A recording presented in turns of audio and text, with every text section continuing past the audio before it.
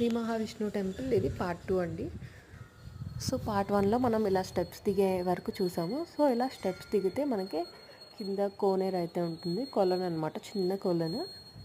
So ఆ కొలంలో fishes కూడా ఉన్నాయి. అండ్ మనకి ఇప్పుడు కనిపించేది గర్భగుడి అనమాట. సో ఇది కొలను, ఇందులో అయితే నాగుపాము అయితే ఉంది. అదిగోండి మనకు ఫిషెస్ అయితే కనిపిస్తున్నాయి.